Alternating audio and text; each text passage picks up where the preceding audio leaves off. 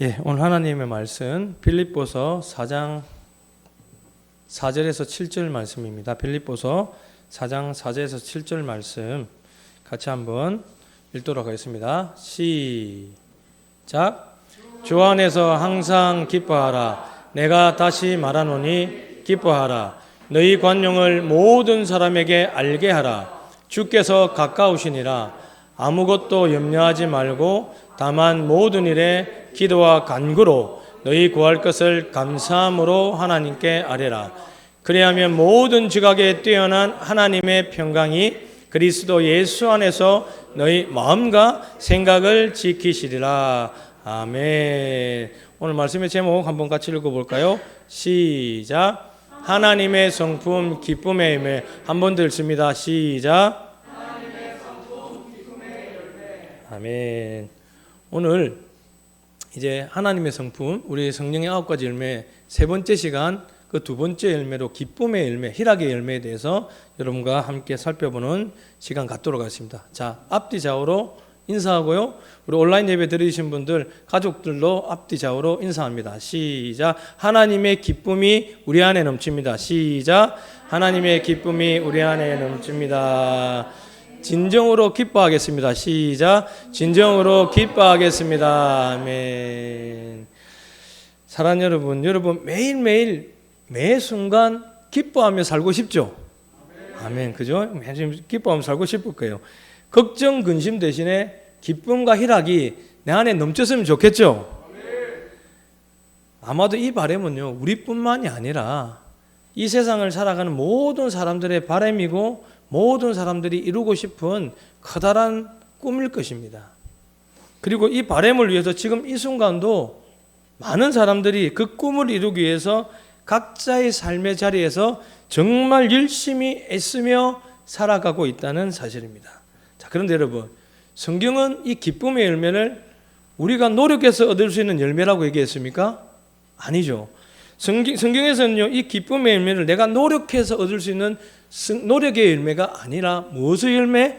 성령의 열매라. 즉 무슨 말이죠? 성령님께서 우리 안에 맺혀 주셔야만 우리가 맺을 수 있는 성령의 열매라고 말씀하고 있는 것입니다. 예를 들어 이거예요, 여러분. 예를 들어 우리가 노력으로 얻을 수 있는 기쁨의 열매는 무엇이 있을까요?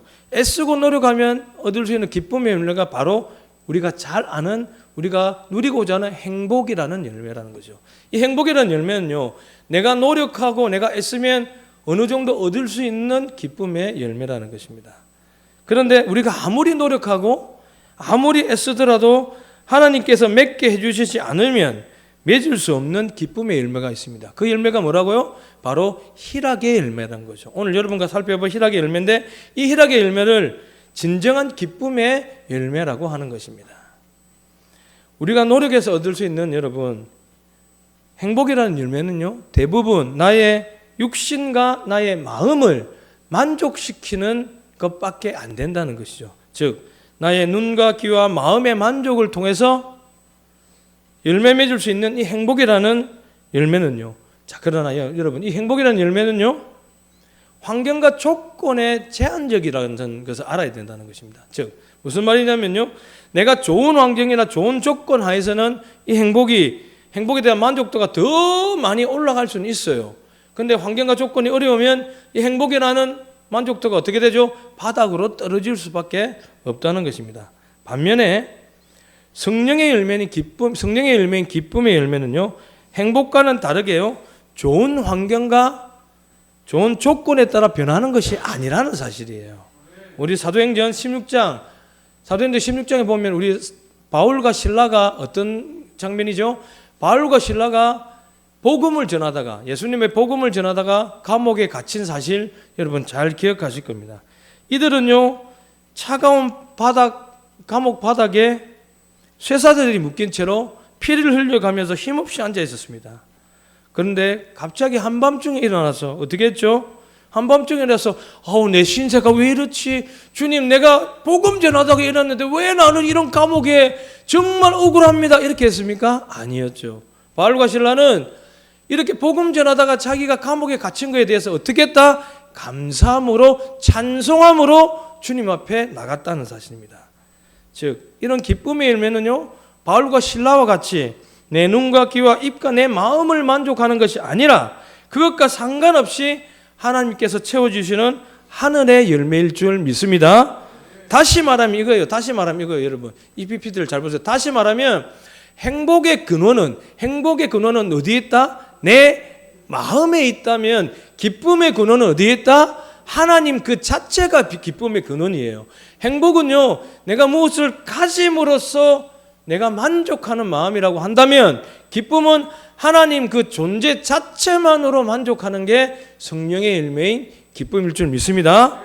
오늘은요, 성령께서 이렇게 주시는 기쁨의 열매, 진정한 생명의 만나가 무엇인지 한번 살펴보는 시간 갖도록 하겠습니다. 자, 첫 번째 한번 읽어보겠습니다. 시작. 복음 안에서 누리는 기쁨. 여러분은 어디 안에서 기쁨을 누립니까? 우리는 복음 안에서 기쁨을 누려야 될 줄 믿습니다. 자, 이 배경 설명을, 빌립보서의 배경 설명을 조금 한다면요, 이겁니다. 바울은 2차 전도 여행 중에 어느 날 환상을 봅니다. 어느 날 꿈을 꿉니다. 주님께서 꿈을 꾸게 하셨겠죠? 환상을 보게 했을 겁니다.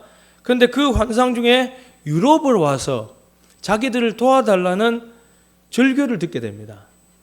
사도행전 16장 9절에 이 말씀이 나옵니다. 같이 읽습니다. 시작. 밤에 환상이 바울에게 보이니 마게도나 사람 하나가 서서 그에게 청하여 이르되 마게도나로 건너와서 우리를 도우라 하거늘. 아멘. 자, 바울은요, 이 환상을 보고 나서 어떻게 했습니까? 이제는 아시아로 전도 여행을 가기로 한 계획을 접어버리고 성령의 말씀에 따라서 어디로 간다? 유럽으로 다시 방향을 바꾸게 됩니다. 이게 제2차 전도 여행이었다는 겁니다. 자, 그리고 이 제2차 유럽으로 향한 전도 여행의 첫 관문이 어디일 것 같아요? 바로 빌립보 지역이었다는 것입니다. 바울은요, 유럽으로 가기로 첫 전도 여행을 빌립보 교회를 이제 가서 그곳에서 이제 처음에부터 복음을 전하기 시작했던 거죠. 자, 이때 복음을 전했는데 복음을 전할 때 사람들 딱 기뻐하면서 할렐루야, 주님을 영접합니다, 이렇게 했습니까? 아니었죠. 많은 사람들이 복음을 전하는 바울과 실라를 핍박했다는 거죠. 그 중에서 오늘 사건이 일어난 배경이 그겁니다. 감옥에 갇힌 배경이 이거예요. 복음을 전하는 중에 귀신 들린 아이 하나가 있었다는 거죠. 이 귀신 들린 아이를 어떻게 했습니까? 고쳐줬어요. 그 안에 있는 귀신을 물러나게 하니까 이 귀신으로 점을 치면서 돈을 벌였던 이 여종의 주인들이 가만히 있겠습니까? 가만히 있지 않았죠. 바울과 실라를 당장 감옥에 넣고 호되게 매를 때리고 정말 핍박과 고난을 줬다는 것입니다. 자, 그런데 바울과 실라는 어떻게 했다고 그랬죠? 제가 오히려 감옥에서 감사하며 기도하며 찬송했다는 겁니다. 그때 어떻게 됐죠? 지금처럼 옥의 문이 열렸다는 거. 옥문이 저절로 열리고 이로 인해서 간수장과 간수장의 가족들이 회개하고 주님 앞에 돌아왔으며 온 가족이 믿게 되었다는 겁니다. 그리고 여러분, 중요한 것은 이 일을 계기로 어떤 교회가 세워졌다? 바로 빌립보 교회가 세워졌다는 사실이에요. 여러분, 바울과 실라가 만약에 억울하다고 당한 고난 가운데 감옥 안에서 원망하고 불평했다면 이 빌립보 교회가 세워졌을까요? 세워지지 않았다는 사실입니다. 오히려 하나님께 감사하며 기쁨으로 찬송하며 기도했다는 것입니다. 다시 말하면요, 성령의 열매인 기쁨의 열매를 통해서 세워진 교회가 어떤 교회다? 바로 빌립보 교회라는 것입니다. 그리고 빌립보 교회는요, 지금 이 순간, 지금 바울이 어디 가 있죠? 이 빌립보서를 쓸 때는 지금 어디 가 있죠? 로마 감옥에 갇혀 있다는 거예요. 여러분, 제가 이제 법조계에 있다 보니까 구치소나 감옥 같은데 많이 가지 않습니까? 그러면 아무리 좋아도요, 구치소나 감옥이 여러분 좋을까요? 따뜻하게 온돌방을 깔아놓고 해도 좋을까요? 그렇지 않다는 거예요. 정말 힘든 곳이 구치감이고 교도소라는 걸 제가 안단 말이에요. 그리고 이때 당시에 감옥은 어떤 감옥이었죠? 바닥에 온돌이 들어옵니까? 그게 아니에요. 바닥에 진해하고 바퀴벌레가 지나고 바닥은 물이 흥건히 쌓여가지고 사람이 곰팡이 균에 온몸이 병들고 그 감옥에 갇혀 있으면 병으로서 죽는 그런 상황에서 지금 바울은, 그런 넘어가면서 바울은 어떻게 하고 있다? 기쁨으로 찬양드리며 기쁨으로 이 빌립보서를 쓰고 있다는 것입니다. 그리고 오히려 성령님이 주신 이 기쁨의 마음으로 빌립보 교회를 향해서 빌립보서를 쓰고 있었다는 거예요. 여러분 상상이 가시죠? 이걸 한번 상상을 해봐야 되는 거죠. 그리고 빌립보서의 내용을 조금 우리가 살펴보면 그거예요. 빌립보서는요, 로마에서 복음을 전하다가 감옥에 갇힌 바울을 위해서 빌립보 교인들을 뭘 보냈죠? 선교 헌금을 보냈어요. 자기들이 힘 닿는 것, 빌립보서 나와요. 자기들이 힘 닿는 것 이상으로 돈을 모아서 선교 헌금으로 빌립보 교인들이 바울에게 보냈다는 것입니다. 그리고 더 중요한 게 뭐죠? 더 중요한 게 젊은 목회자인 에바브로디도를 바울의 사역을 돕기 위해서 빌립보에서 같이 선교헌금과 보냈다는 것입니다. 그리고 당시 빌립보 교회의 목회적인 그 문제들, 교회적인 문제들을 이제 어떻게 해야 되는지 바울에게 물어봤다는 것입니다. 이게 바로 빌립보서의 내용이라는 것이죠. 자, 그때 바울이 선교헌금과 에바브로디도를 보낸 거에 감사하며 이들이 보낸 목회적, 그러니까 교회에 지금 문제 있는 것들, 그것들을 어떻게 해법을 제시하고 그 목회적 문제들을 어떻게 해결해야 되는가를 말씀드린 게 바로 무엇일까요, 여러분? 무엇일까요? 바로 그 해법이 바로 주 안에서 항상 기뻐하라. 너희의 삶에서 성령의 기쁨의 열매를 맺어라. 어떤 환경과 조건 중에서도 능력 주시는 주 안에서 모든 것을 이루라라는 이런 말씀이었다는 것이죠. 자, 본문, 오늘 본문 4장 4절 같이 읽어봅니다. 시작. 주 안에서 항상 기뻐하라. 내가 다시 말하노니 기뻐하라. 아멘. 너희들이 지금 처한 환경은 너희들이 주님 안에서 기쁨을 찾지 못했기 때문에 너희들이 교회가 힘든 거야. 그러니까 어떻게 다시 한번 복음으로 돌아가서 주님 안에서 기쁨을 회복하면 너희들의 교회의 문제는 자동적으로 해결될 거야 라고 말씀해 줬다는 사실입니다. 사랑하는 여러분, 우리가 하나님 나라로 가기 전에 반드시 거쳐야 할 곳이 어디입니까? 이곳 세상이라는 거예요, 여러분. 즉 출애굽을 해서 하나님이 약속한 가나안 땅에 들어가기 전에 가나안 땅에 들어가기 전에 이스라엘 백성, 말이 꼬이네요. 이스라엘 백성들을 반드시 어디를 거쳐야 됐습니까? 광야라는 곳을 거쳐야 됐다는 거죠. 우리도 마찬가지예요. 우리가 하나님의 나라인 천국에 가기 전에 우리는 이 광야 같은 이 세상을 어차피 지날 수밖에 없다는 사실입니다. 그런데 이 광야 같은 세상을 지날 때 우리가 이겨낼 수 있는 힘, 그 힘이 무엇이다? 바로 성령의 열매라는 것이죠. 그것 중에서 슬픔과 고난과 핍박과 어려움을 특별히 이겨낼 수 있는 힘을 주셨는데 그 힘이 무엇이다? 바로 기쁨이라는 힘이라는 것입니다. 그러므로 여러분, 우리도요, 이제는 우리의 육신을 즐겁게 하는 행복에만 내 마음을 빼앗겨서는 안 돼요. 어떻게 해요? 성령의 기름 부으심을 통해서 맺혀지는 진정한 이 기쁨의 열매를 통해서 이 광야 같은 세상을 어떻게 하면 슬기롭고 지혜롭게 지나갈 수 있는가를 늘 구해야 될 줄 믿습니다. 그 열매를 구해야지 우리가 이 세상을 올바로 살아갈 수 있다는 사실입니다. 사랑하는 여러분, 저는 여러분들이 발 딛고 서 있는 모든 곳마다 이 성령의 열매를 반드시 맺혀지길 예수님의 이름으로 축원합니다. 반드시 그렇게 될 줄 믿습니다. 자, 두 번째, 그럼 어떤 기쁨을 우리가 가져야 될까 한번 읽어봅니다. 시작. 종말론적 기쁨. 자, 여러분, 그럼 우리가 우리의 삶의 모든 자리에서 항상 구해야 되는 성령의 열매인 기쁨의 열매는 과연 무엇일까요?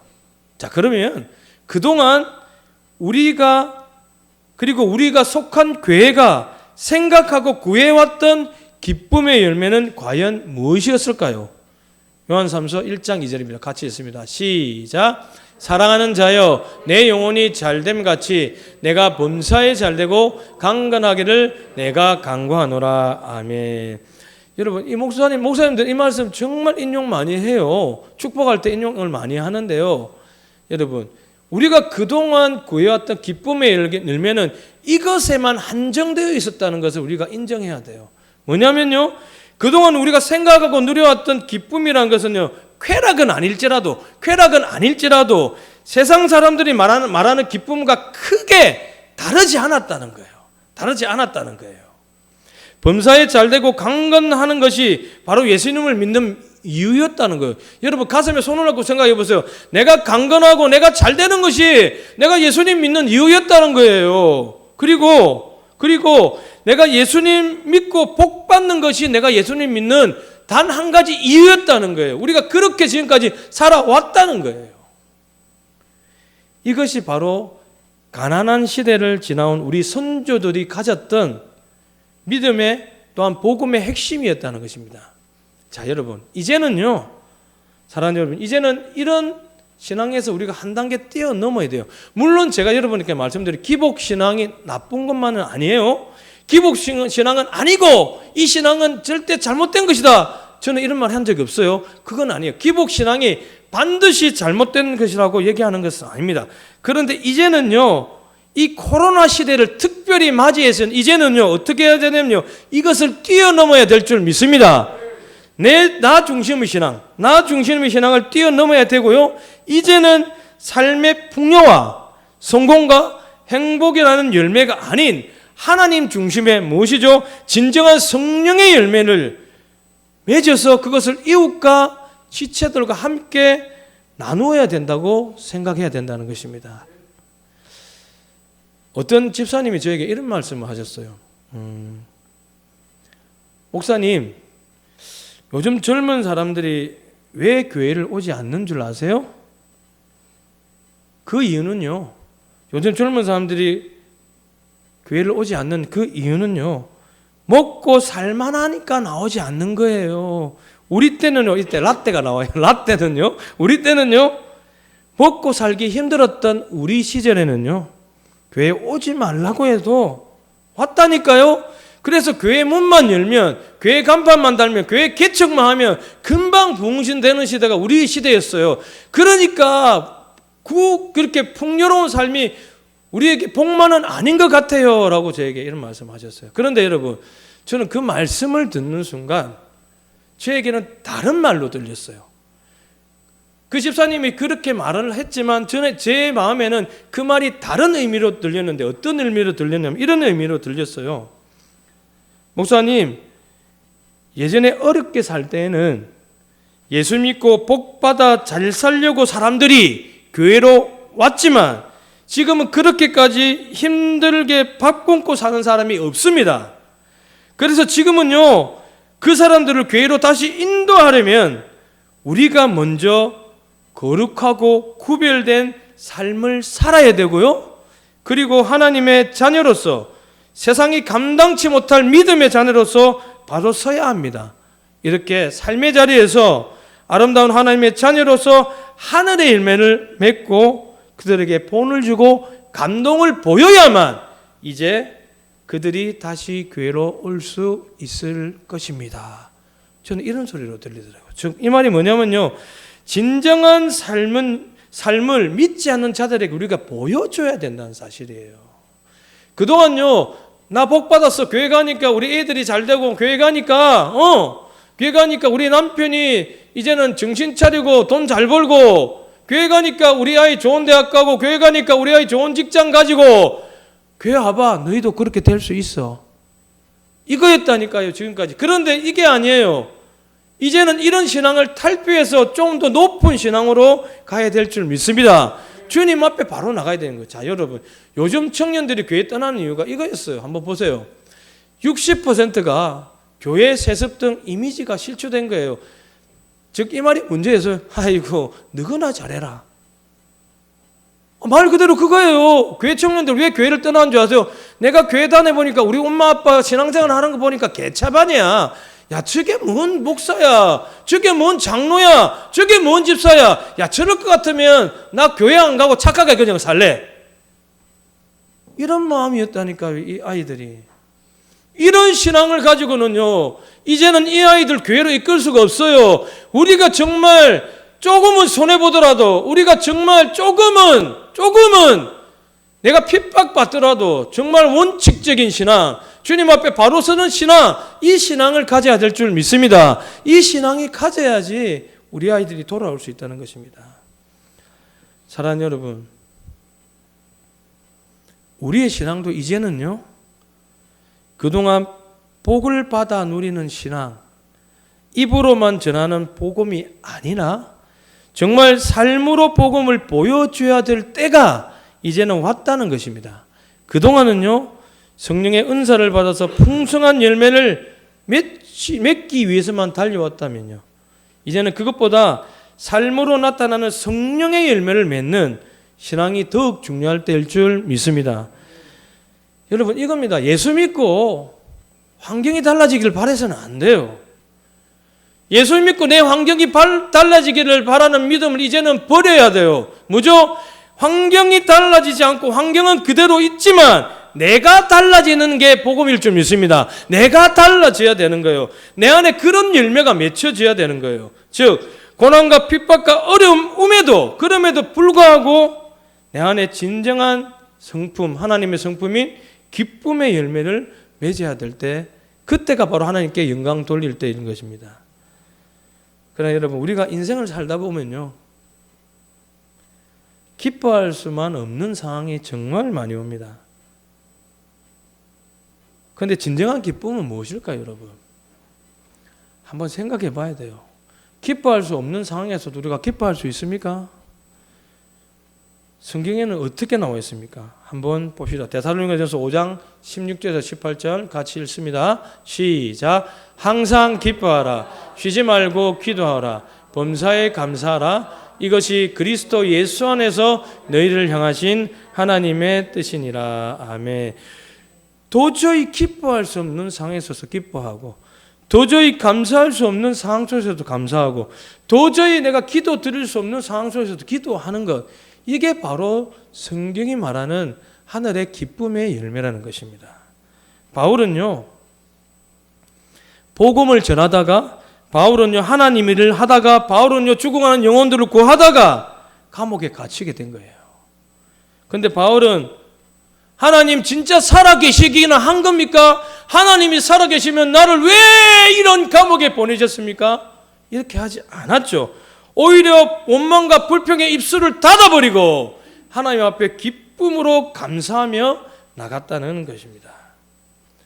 사례는 우리도 살다 보면요, 정말 억울하고 분통한 일들이 많을 겁니다. 우리의 기쁨을 뺏어가는 일들이 많을 겁니다. 예수 믿고도 경제적인 어려움이 있을 겁니다. 때로는 질병으로, 가난하고 또한 질병으로 고생하는 사람들도 있습니다. 억울하게 오해받기도 하고요, 실직에서 온 가족이 고난을 당할 수도 있습니다. 그래서 바울은 우리에게 이렇게 얘기한 거예요. 어떻게? 그래도 기뻐해라. 그래도 기도해라. 그래도 항상 감사해라. 라고 우리에게 말했다는 것입니다.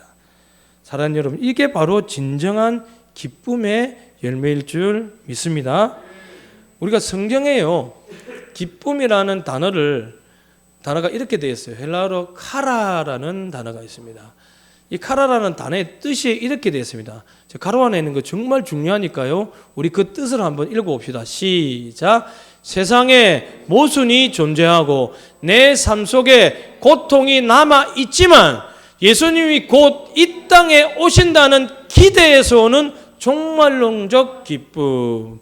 할렐루야. 여러분, 이게 기쁨인 거예요. 뭐냐면 이게 종말론적 기쁨인 거예요. 지금 이 땅에서의 나의 풍요로운 삶만을 살기 위해서 바라보는 것이 아니라 어떻게 해요? 하나님이 이 땅에 오신다. 예수님이 다시 이 땅에 오셔서 하나님의 나라를 이룬다는 그 기대감, 그 기대감으로 오늘 이 하루를 풍성한 은혜 속에서 살아가는 것, 그게 무엇이다? 바로 기쁨이라고 얘기하는 것입니다. 자, 세 번째 기쁨은 어떤 기쁨인지 같이 한번 읽습니다. 시작. 주님 안에서 누리는 기쁨. 아멘. 이런 종말론적 기쁨을요, 사도 바울은 이렇게 설명했습니다. 4장 4절 읽습니다. 시작. 주 안에서 항상 기뻐하라. 내가 다시 말하노니 기뻐하라. 아멘. 여러분, 우리가 기뻐해야 될 조건이 무엇이죠? 기뻐해야 할 조건이 내가 열정을 가지고 주님의 사역을 열심히 하고 정말 많은 사람들을 전도하고 매일매일 내 것으로 다른 사람들을 구제하고 매일 기도하고 영과 진리로 예배를 바르게 드리고, 자, 이것이 바로 기뻐할 조건입니까? 아니라는 거예요, 여러분. 이것도 물론 이것으로 인해서 기뻐할 수도 있지만 성경은 이렇게 복잡하게 말하지 않았어요. 우리의 기쁨의 조건은 무엇이다? 바로 주 안에서 기뻐하는 거라고 얘기를 했다는 거예요, 여러분. 이런 주 안에서의 기쁨은요, 이겁니다. 예수님의 십자가로 죄사함을 받고 하나님의 자녀가 된 이 기쁨은요, 절대 빼앗기지 않는 기쁨이라는 것입니다. 우리에게 주어진 영원한 특권이라는 거예요. 하나님의 자녀에게 주어진 영원한 특권이라는 것입니다. 사랑하는 여러분, 환경은 언제나 바뀝니다. 내 삶의 조건은 언제나 바뀝니다. 그런데 하나님과 나와의 관계는 영원할 줄 믿습니다. 환경은 일시적이고 순간적이고 모든 것이 지나갈 수밖에 없다는 것이죠. 그런데 예수님 안에서의 나의 존재, 나의 신분은 영원할 줄 믿습니다. 환경은요, 그래서 우리는 환경과 조건에 흔들리는 존재가 아니라 이런 환경과 조건을 뛰어넘는 기쁨을 누리는 존재가 되어야 하는 것입니다. 왜요? 이 환경과 조건의 주인이 누구다? 바로 우리 예수님이고 바로 우리 하나님이시기 때문에 그분 아래에 이것들이 다 있는 거예요. 그런데 우리는 왜 슬퍼하고 왜 힘들어하고 왜 불평불만을 가지려 됩니까? 그럴 필요가 전혀 없다는 것이죠. 따라서 여러분, 사랑하는 주님을 위해서 손해보는 것도 무엇이다? 기쁨이다. 사랑하는 지체들 위해서 내가 손해보는 것도 무엇이다? 기쁨이다. 이 세상에 내가 요만한 손해도 보지 않으려고 하는 크리스찬들이 얼마나 많아요. 하나님 그런 사람 기뻐하지 않으세요? 여러분, 내 호주머니에서 돈이 좀 새어나가고 내가 좀 손해를 볼지라도 어떻게 해야 된다? 그 사람을 섬겨주고 그 사람을 더 올려주고 내 마음에 그렇게 했을 때, 섬길 때 내 마음에 기쁨이 차고 넘칠 줄 믿습니다. 이것이 온전한 기쁨이라고 주님께서 말하고 있는 것입니다. 교회를 위해서 수고하고 헌신하는 그 희생도 기쁨인 거예요. 우리 쌍둥이 아들 시온이 다온이가 있잖아요. 제가 참 그 마음이 조금 힘들었어요. 좀 마음이 힘든 게 뭐냐면 이 아이들 보통 중고등학생, 고등학생하고 똑같은 애들이에요. 엄마 품, 아빠 품에서 어리광 피우는 애들이고요. 그리고 좀 더 놀고 싶어 하는 애들이고요. 그리고 이런 온라인 예배 드릴 때 와서 예배 드리고 싶을까요? 드리고 싶지 않을까요? 적어도 드리고 싶지 않을 것 같았어요. 그래서 제가 저번 주에 물어봤어요. 시온이하고 다은이가 차 타고 가면서 한번 물어봤어요. 온라인 예배 드리고 나오는 게 힘들지 않냐? 저는 속으로 이제 그 생각을 했죠. 이 아이들 입술에서 아빠 나도 안 드렸으면 좋겠는데 나도 나가기 싫어요. 이 말이 나올까 봐 지금 솔직히 노심초사하면서 물어봤어요. 우리 시온이 다운이가 저에게 이런 말을 했어요. 다른 사람들이 누리지 못하는 하나님의 특권을 누리는 기쁜 마음으로 예배를 드리고 있어요. 아빠. 아멘. 전 이 얘기를 했을 때 제 마음에 뭉클한 마음이 들더라고요. 이게 목사의 마음이기도 하지만 아빠의 마음이기도 하다는 것입니다. 찬양단으로 스텝으로 이 시간 함께 예배드리는 모든 여러분들의 마음에 똑같은 마음일 줄 믿습니다. 우리 집사님 한 분, 장로님, 그리고 우리 사역자들 모든 분들이 이런 마음으로 주님 앞에 나가는 것, 이게 진정한 기쁨이라는 것입니다. 여러분, 사도 바울이 빌립보서에서 말하는 기쁨은요, 내가 잘되고 재물을 얻고 출세를 하고 성공을 하고 내 가정이 행복하고 내 아이가 잘되는 그런 정도의 행복이 아닌 거예요, 여러분. 그런 정도의 행복은요, 누구나가 노력하면 얻을 수 있다 없다? 얻을 수 있다는 거예요. 그런데 그런 정도의 행복은요, 조건과 환경에 따라서 업됐다가 다운되기도 한다는 것이죠. 빌립보서에서 말하는, 성경에서 말하는 행복은 이런 거예요. 죄와 사망의 권세에서 내가 이겨내고 영원한 하나님의 나라를 꿈꾸며 이 시대와 세상을 이기는, 누가 주는? 하나님이 주시는 기쁨일 줄 믿습니다. 이것이 온전한 기쁨이라는 것입니다. 자, 네 번째 기쁨 같이 읽습니다. 시작. 능력 주시는 자 안에서 맺는 기쁨의 열매. 4장 13절 있습니다. 시작. 내게 능력 주시는 자 안에서 내가 모든 것을 할 수 있느니라. 다시 한번 읽을게요. 우리 진지하게 한번 읽어보자. 시작. 내게 능력 주시는 자 안에서 내가 모든 것을 할 수 있느니라. 아멘. 이 말을 거꾸로 하면요, 내게 능력 주시는 자 밖에 있으면 나는 아무것도 아니란 뜻이에요. 사도 바울은요, 지금 감옥에 갇혀서 온갖 고초를 겪고 있습니다. 그런 고난 중임에도 불구하고 이런 신앙 고백을 할 수 있었던 이유가 무엇일까요? 이런 위대한 신앙 고백을 할 수 있었던 이유가 무엇일까요? 빌립보 교회가 보내준 풍성한 선교 헌금 때문에 그랬을까요? 아니면 자기의 사역을 돕기 위해서 보내준 에바브로디도의 헌신 때문에 이런 신앙 고백을 할 수 있었을까요? 아니라는 것이에요. 그게 아니라는 것이에요. 물론 그것도 있을 수 있지만 바울이 주님 앞에서 이런 아름다운 신앙 고백을 할 수 있었던, 온전한 기쁨의 열매를 맺을 수 있었던, 그리고 그 열매를 빌립보 교회와 주변에 있는 로마 병사들과 로마 사람들에게 다 복음의 전도를 통해서 기쁨의 열매를 나누어 줄 수 있었던 이유는, 그 이유는요, 재정적인 풍성함도 아니요, 사역의 열매를 많이 맺은 것도 아니었다는 것입니다. 오직 그의 기쁨은 바로 예수 그리스도였음을 믿습니다. 그의 기쁨은 예수 그리스도 그 자체였다는 것이죠. 그 자체였다는 것이죠. 오직 예수 그리스도 때문에 행복했고, 오직 예수 그리스도 때문에 기뻐했고, 오직 예수 그리스도 때문에 감사했고, 오직 예수 그리스도 때문에 살아갈 수 있었다는 사실입니다. 저는 사랑하는 우리 동역자 여러분 모두가 예수님 때문에 죽어도 기뻐할 수 있는 주님의 귀한 자녀들 되시길 예수님의 이름으로 축원합니다. 사랑하는 여러분, 세상 사람들은 우리에게 이렇게 묻습니다.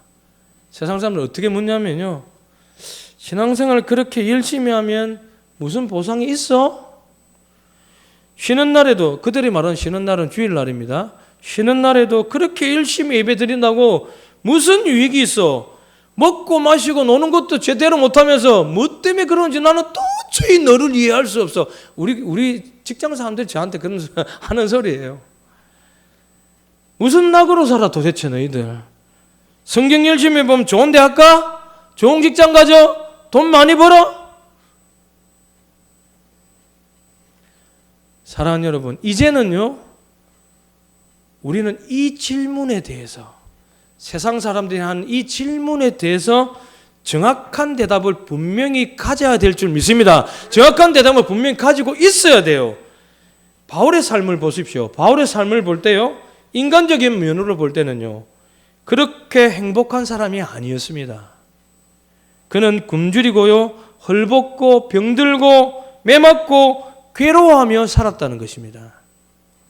그런데 그에게는 풍성한 삶의 비결이 하나 있었다는 것이죠. 무엇이죠? 바로 내게 능력 주시는 자 안에서 모든 것을 어떻게 할 수 있었다는 거예요. 이게 바울의 진정으로 기뻐하는 삶의 비결이었다는 것이죠. 다시 한번, 무엇을 내게 능력 주시는 자 안에서 어떻게 모든 것을 어떻게 기뻐할 수 있다는 것. 말씀 맺겠습니다, 여러분. 예어로 참 많이 사용하는 것들인데요, 온도계와 온도 조절기가 있습니다. 온도계와 같은 사람이 있는 반면에 온도 조절기와 같은 사람이 있다는 것입니다.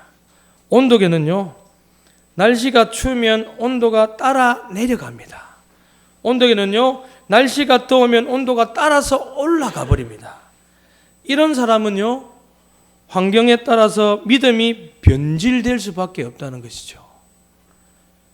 상황이 좋으면 믿음도 좋아지지만 상황이 나쁘면 믿음을 버리게 되는 것입니다.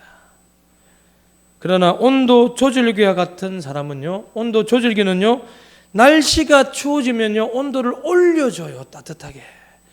날씨가 더워지면 온도를 내려줍니다. 주변의 환경에 따라 적정하게 온도를 맞추는 것이죠. 이처럼 우리들의 삶은요, 환경에 지배당하는 삶을 살아서는 안 돼요. 바로 환경의 주인이신 하나님과 더불어 환경을 지배하는 삶이 되어야 될 줄 믿습니다. 이것이 바로 어떤 환경에서도 능력 주시는 주님 안에서 모든 것을 이룰 수 있는 하나님의 성령의 기쁨의 열매라는 것입니다.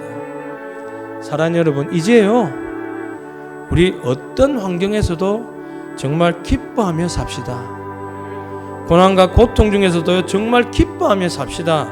이제는 고통과 고난이 그것을 뛰어넘어 그것을 초월해서요 성령의 열매인 기쁨의 열매를 우리 삶에 맺으면서 삽시다.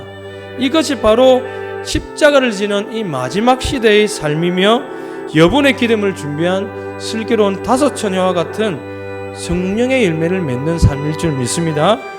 아름다운 나의 동역자 여러분, 이제 정말 아름다운 소풍 끝내는 날요, 이 땅에 다시 오실 주님을 기대하면서 지금의 삶을 지혜롭게 살아냅시다.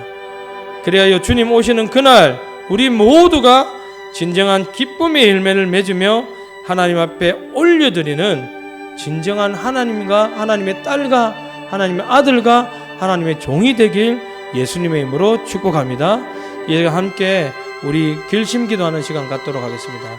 같이 기도합시다. 주님께서 우리에게 맺혀주시길 원하는 이 기쁨의 열매를 맺길 원합니다. 하나님, 그동안 행복한 삶만을 나의 조건으로 살아왔다면 이제는 그것이 아니라 주님 앞에 정말 믿음으로 나가는 우리 모두가 되게 하여 주시옵소서. 우리 주님 이름으로 함께 기도하겠습니다. 주여, 하나님 아버지, 오늘도 성령의 열매인 두 번째 기쁨의 열매를 맺길 원합니다.